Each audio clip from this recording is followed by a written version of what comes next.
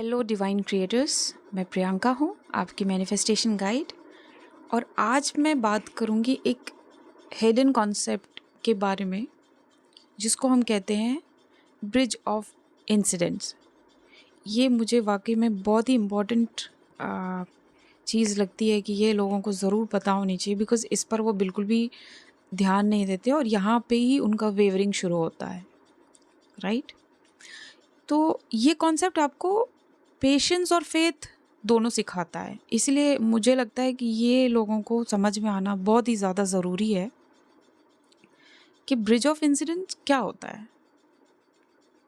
तो समझते हैं, जब आप एक एंड इमेजिन करते हो ना कि मैं अपनी ड्रीम जॉब में हूँ या मैं अपने एसपी के साथ हैप्पीली मैरिड हूँ, तो यूनिवर्स एक ब्रिज क्रिएट करता है जो आपके स्टेट ए से उस एंड स्टेट, जिसको हम लिविंग इन दी एंड वाला स्टेट कहते हैं ना, इसके बीच में एक ब्रिज होता है, राइट। कोई तो कनेक्टिंग चीज़ होगी, राइट। तो जो आपको इस एंड से उस एंड तक ले जाता है। लेकिन जब आप जर्नी कर रहे होते हो तो थ्रू इंसिडेंट्स कर रहे होते हो, मतलब बीच में हर स्टेप पर आपको कुछ ना कुछ एक माइलस्टोन मिलता है इंसिडेंट्स के रूप में, राइट। मतलब कुछ ना कुछ तो होता है जो कि उसी चीज़ से कनेक्टेड होता है, राइट। हर कॉल या हर डिले, मतलब यहाँ तक कि कोई ऑब्स्टिकल भी आ रहा है ना, जिससे आपका काम रुक रहा है, आपको ऐसा लग रहा है रुक रहा है, अभी हो नहीं रहा है, या कोई भी रैंडमली कोई चीज़ हो रही है कि आप किसी एक बंदे को मैनिफेस्ट कर रहे हो, उससे कुछ सुनना चाहते हो, लेकिन आपको लगेगा कि ये चीज़ तो मैं किसी और से सुन रहा हूँ, राइट। तो ये पार्ट था everyone is you pushed out का। तो ब्रिज ऑफ इंसिडेंट्स ऐसे ही होते हैं, इसमें ना काफ़ी सारी चीज़ें मिक्स्ड होती हैं और हमें उन्हें समझ पाना कई बारी मुश्किल हो जाता है। हम नहीं समझ पाते कि हो क्या रहा है, राइट। तो वो सारी चीज़ ना आपका एक पार्ट होता है आपके मैनिफेस्टेशन का, जो आपको धीरे धीरे करके इस एंड ए से एंड बी तक, जो आपका एंड स्टेट है ना, वहाँ तक आपको ले जाने में हेल्प करता है। तो चलो एक एग्जांपल से समझते हैं।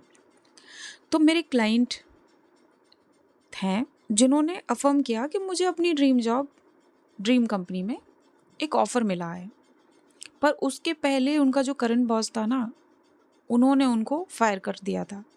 तो उन्होंने मुझसे बोला कि ये तो गलत है कि मैं एक जॉब मैनिफेस्ट कर रहा हूँ, लेकिन जो मेरी अभी की जॉब मैं अभी कर रहा था, उससे मेरे बॉस ने मुझे फायर कर दिया। तो वो एकदम से विचलित हो गए कि यार, मैं जॉब मांग रहा हूँ, इसका मतलब ये नहीं कि मुझे करंट जॉब मेरी चली जाए, राइट। बट 4 दिन के बाद एक फ्रेंड ने उनका सीवी इनको बिना बताए कहीं पर फॉरवर्ड किया था और उससे उन्हें वो जॉब मिली जो वो एक्चुअल में, मतलब कई दिनों से ड्रीम देखते थे कि यार मुझे वहाँ पे काम करना है, मुझे वो चाहिए। और वो इतना स्मूथली हुआ कि इन्हें समझ में नहीं आया कि इतना ईजिली हुआ कैसे, जबकि इन्होंने वहाँ पे एप्लीकेशन भी नहीं दिया था, अप्लाई भी नहीं कहा था, ना उन्होंने उस फ्रेंड को बोला था कि तुम मेरे लिए यही कंपनी में मेरा सीवी दो, राइट। तो ये ऐसे होता है, गेटिंग फायर्ड जो उनको निकाला गया अपनी एक जॉब से, ये उसी का एक इंसिडेंट्स का, ब्रिज ऑफ इंसिडेंट्स का हिस्सा होता है। आपको बहुत सारी चीज़ें 3D में समझ में नहीं आती हो क्यों रहा है, ये बिहाइंड द सीन्स चल रही होती हैं चीज़ें, ठीक है, बट वो ब्रिज ऑफ इंसिडेंट का एक पार्ट होते हैं। यूनिवर्स को सब कुछ पता होता है, आपके सबकॉन्शियस माइंड जो प्रोसेस में रहता है ना, ये उसे पता होता है कि उसको आपकी चीज़ को पूरा कैसे करना है, ये आप फिगर आउट कर ही नहीं सकते।